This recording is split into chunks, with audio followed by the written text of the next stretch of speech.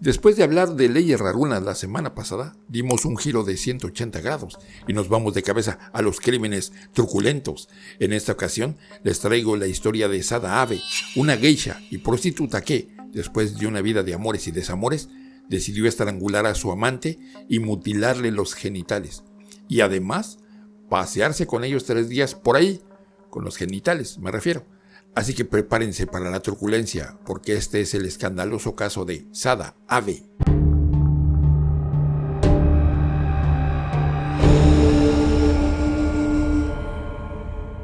Bienvenidos una vez más, queridos amantes del terror, el misterio y lo oculto. Hoy te contaré el caso de Sada Abe, quien nació en 1905 en Tokio, Japón. Hija de un matrimonio de clase media alta, era la séptima de 8 hermanos. Aunque no todos sobrevivieron a la infancia. Esto último, lo de tener chorrocientos hermanos, no lo de ser de clase media alta, ya da para querer matar. Pero no fue lo que lo empujó a ello. Su infancia, de hecho, fue bastante buena. Su madre la mimaba cual princesa, dejándole tener aficiones más propias de la clase baja que de su estatus social, como cantar y tocar el shamisen, un instrumento de cuerda asociado con los pobretones. Pero no todo era felicidad en esa familia. Más allá de todo ese asunto de los hijos muertos durante la infancia, su hermano mayor, Shintaro, era un mujeriego que después de casarse se dio a la fuga con el dinero de sus padres. Su hermana mayor, Teruko, tenía varios amantes, cosa terrible en la época. Como castigo, su padre la mandó a trabajar de prostituta en un burdel. Y si piensas que esto es terrible, espera que te diga que era un castigo de lo más normal para las mujeres promiscuas. En plan, ¿quieres acostarte con varios? Pues toma chango tu mecate. El caso es que algo debía fallar en la educación que daba el matrimonio Abe, porque todos sus hijos salían deschavetados. Y Sada no iba a ser la excepción. Al llegar a la adolescencia, empezó a juntarse con gente de dudosa reputación. Pero ni siquiera fue porque ella quisiera, sino porque sus padres la mandaban a la calle cada vez que tenían problemas con el resto de sus hijos, y terminó juntándose con quien se encontraba por ahí. Sus padres estaban bastante preocupados, y razón no les faltaba. Cuando tenía 15 años, Sada fue violada por uno de los chicos de su grupo de amigos. Sus padres la apoyaron, pero no fue suficiente. Su comportamiento se volvió cada vez más errático, probablemente por el trauma de haber sido asaltada sexualmente. Con 17 años, sus padres se veían incapaces de controlarla y al no encontrar otro modo de corregirla, decidieron venderla a una casa de geishas, porque vendiendo el perro se acabó la rabia. Aquí hay un poco de contradicción, porque una amiga de Sada decía que ella quería ser geisha, mientras que la propia Sada decía que su padre la había vendido como castigo por ser promiscua, aunque, viendo que anteriormente habían mandado a su hermana a un burdel por el mismo motivo, pues ya ustedes me dirán hacia qué lado se inclina la balanza. Pero aquí hay que hacer una aclaración. Las geishas no son prostitutas en el sentido occidental de la palabra, son acompañantes, muy educadas en el arte, la danza y la música, que se dedican a actuar y dar conversaciones a sus clientes. Puede haber sexo, sí, pero no es el caso de todas y variaba, sobre todo en la época, según las habilidades y el rango. La vida de Sada como geisha no fue nada fácil. Cuando llegó a la casa de geishas tenía 17 años, pero ya era una de las aprendices más viejas. La mayoría de las geishas empezaban su formación en los primeros años de la adolescencia y sus compañeras la veían como una arribista, llamándola prostituta constantemente. Como apenas había tenido tiempo para realizar su aprendizaje, Sada terminó siendo una de las geishas de bajo rango, de las que sí tenían que dar sexo a sus clientes. La experiencia de Sada no importó mucho a los clientes. A su edad, tenía más calle y más experiencias vitales, dentro de lo que cabe, que sus compañeras, y eso hacía que muchos clientes se interesaran en ella. A los 4 años de estar trabajando como geisha, Sada contrajo sífilis. En aquella época la enfermedad era incurable, pero podía controlarse y fue informada de que a partir de entonces tendría que someterse a revisiones periódicas. Sada se tomó esto como un insulto. ¿Por qué? Bueno, Pues porque solo las prostitutas estaban obligadas por ley a hacerse esas revisiones. Las geishas estaban exentas. Esto quiere decir que en realidad la estaban tratando como una puta, literalmente. A lo cual Sada dijo: ah, sí, pues si soy puta, lo soy del todo. Y dejó la casa de geishas para ir a trabajar de prostituta. Claro, ser prostituta tiene sus pros y sus contras. Los pros eran que no tenías que aguantar que los clientes te contaran sus mierdas. Y evidentemente no estaba todo ese tema del entrenamiento y la disciplina. Pero claro, las prostitutas no tenían el estatus de las geishas ni su protección. Y sus clientes eran de clases más bajas y podían tratarlas como quisieran. Comenzó a prostituirse en un prostíbulo del distrito Tobita, donde se ganó fama de ser problemática, robando a sus clientes e intentando escapar varias veces, lo cual hace pensar que igual tampoco estaba muy a gusto en esta rama de trabajo. Después de dejar el negocio, solo para terminar volviendo a él, fue detenida junto a sus compañeras durante una redada por no tener licencia. Por lo visto, te hacía falta licencia para prostituirte. Vamos, como la licencia de manipulador de alimentos, solo que lo único que manipulabas eran salchichas. Pero no se pasó mucho tiempo en la cárcel. Un amigo del dueño del burdel, de esos que tienen conexiones, Kinosuke Kasahara, ayudó a que liberaran a las mujeres y en el proceso se encaprichó de Sada y la hizo su amante.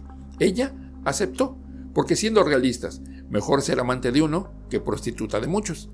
En posteriores declaraciones a la policía, Kasahara dijo que era una ninfómana que le obligaba a fornicar 3 veces al día y la describió de la siguiente manera: es una guarra y una puta.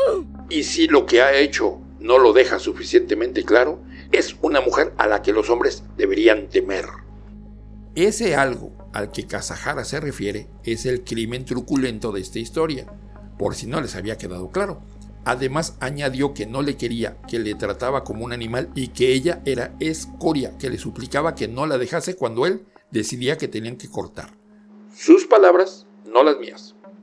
Pero no sé, a mí algo no me cuadra de esas declaraciones y les diré por qué. Llegando un momento en esa relación, Sada le pidió que dejase a su mujer y se casase con ella. Cuando él se negó, ella le pidió que la dejase tomar un amante y él también se negó. En un claro caso de ni picho, ni cacho, ni dejo batear. Y cuando por fin rompieron, fue Sada la que se mudó a Nogaya para huir de él. No sé. Algo me dice que el señor Kasahara pintó la historia un poco a su favor. El caso es que para el año de 1935, Sada estaba en Nagoya, bien lejos del tal Kinosuke. En Nagoya comenzó a trabajar de camarera, ya que no quería volver al negocio de la prostitución. Pero su relación con Goro Omiya, uno de los clientes del restaurante, hizo que volviese a Tokio. La relación la mantuvieron en secreto, pues Goro tenía aspiraciones políticas y que le viesen con alguien como Sada, pues no le resultaba muy conveniente. Omiya le pagó la estancia en una clínica para tratarse la sífilis durante 3 meses y le aconsejó que empezase de aprendiz en un restaurante de cara a montar ella uno más adelante. Sada le hizo caso y entró a trabajar en el restaurante de Kishicho Ishida. Ishida era un hombre de 42 años y conocido mujeriego. Sus pasiones eran más carnales que monetarias y su restaurante era dirigido sobre todo por su mujer, lo cual no quería decir que él no anduviese por allí tratando de ligarse a las camareras, y no pasó mucho tiempo antes de que se lanzase a ligar con Sada. Sada dejó a Omiya, que por lo visto nunca le había hecho niqui en la cama, por este tal Kishicho Ishida, y esto fue el principio del fin de esta historia. Sada e Ishida comenzaron a verse en el equivalente de hoteles para fornicar de la época, donde se pasaban días seguidos sin parar, mientras la mujer de Ishida manejaba el restaurante, supongo. Estuvieron juntos dale que te pego desde el 23 de abril hasta el 8 de mayo de 1936, cuando Ishida decidió volver al restaurante. Después de esta separación, Sada comenzó a beber en exceso. Para ella, aquel había sido su primer amor verdadero y ver que volvía con su mujer, a la que claramente no quería dejar, la superaba. El 9 de mayo, Sada fue a ver una obra de teatro en la que, casualidad de casualidades, una geisha mataba a su amante con un cuchillo. Esta obra le resultó terriblemente inspiradora y, tras terminar de verla, tomó su dinero y se fue a comprar sushi y un cuchillo de cocina. Poco después, Kisicho y Sada fueron a Ogu y, durante sus escarceos sexuales, Sada puso el cuchillo en la base del pene de Ishida y le dijo que iba a asegurarse de que no tontease con ninguna otra. Ishida se rió.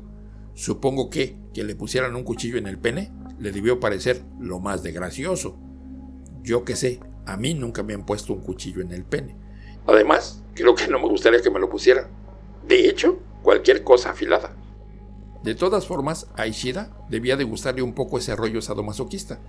Esos días se lo pasaron asfixiándose mutuamente mientras hacían el amor, en plan asfixia erótica y esas cosas.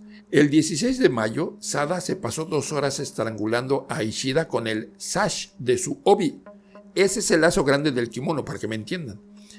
Este uso y abuso no es especialmente sano, así que para cuando pararon, la cara de Ishida era un cuadro, literalmente.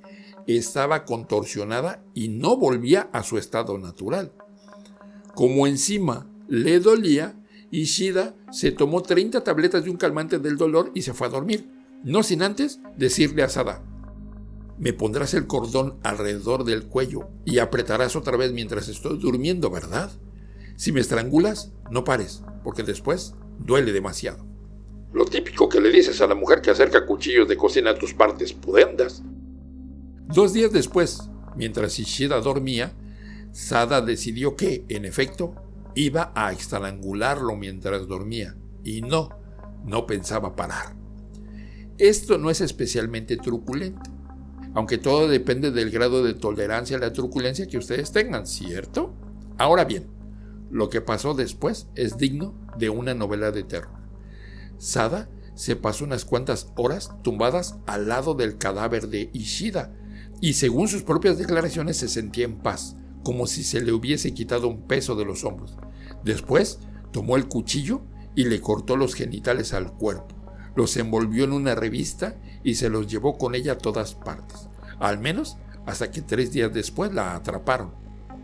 En la pierna izquierda del finado Ishida, así como en las sábanas, escribió con sangre: Sada y Kichi juntos. Craso error, en mi opinión.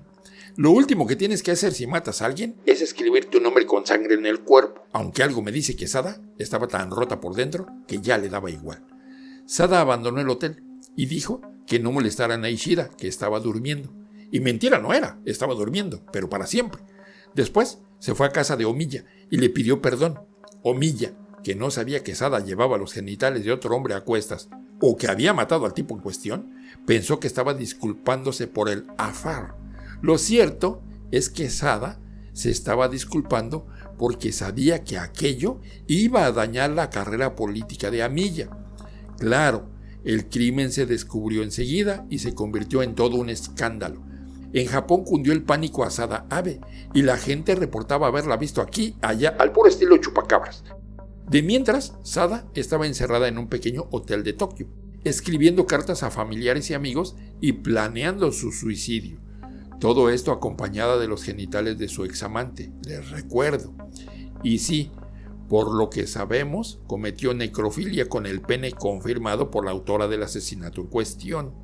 Cito: me sentía unida al pene de Ishida y pensé que solo después de despedirme de él podría morir. Lo desenvolví del papel que lo envolvía y miré el pene y el escroto. Puse el pene en mi boca e incluso intenté insertarlo en mi interior. No funcionó, sin embargo, a pesar de que continué intentándolo. Entonces decidí que huiría a Osaka, teniendo el pene de Ishida todo el tiempo.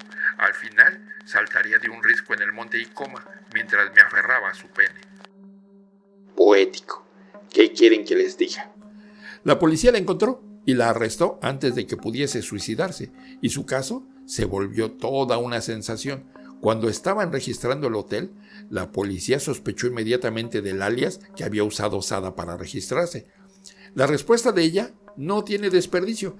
Después de confirmar que, en efecto, ella era a quien buscaban, zarandeó los genitales de Ishida en sus narices para que no les quedase ningún atisbo de duda. Cuando la policía le preguntó por el crimen, Sada declaró: le amaba tanto, lo quería solo para mí, pero como no éramos marido y mujer, Mientras viviese podía ser abrazado por otras mujeres. Sabía que si lo mataba, ninguna otra mujer lo tocaría jamás. Así que lo maté. Sada fue condenada por asesinato en segundo grado y mutilación de un cadáver el 21 de diciembre del año de 1936. La pena fueron 6 años de cárcel. Sin duda, el castigo del año. No obstante, solo cumplió 5 años y en el año de 1941 ya estaba en la calle. Se cambió el nombre y se hizo amante de un tipo importante que la dejó cuando se enteró de quién era en realidad. Pero la cosa es que poco importaba. Sada Abe se convirtió en prácticamente una estrella. Se escribían libros sobre ella, se hacían películas, daba entrevistas, hasta que en el año de 1970 desapareció de la vida pública. ¿Y ustedes qué opinan? ¿Creen que a Sada Abe la abdujeron los hermanos del espacio? Déjenmelo saber en la caja de comentarios. Yo soy Fase 3 reportando para todos ustedes las historias más increíbles, los fenómenos más extraños y las cosas que nadie quiere que sepan. Hasta la próxima.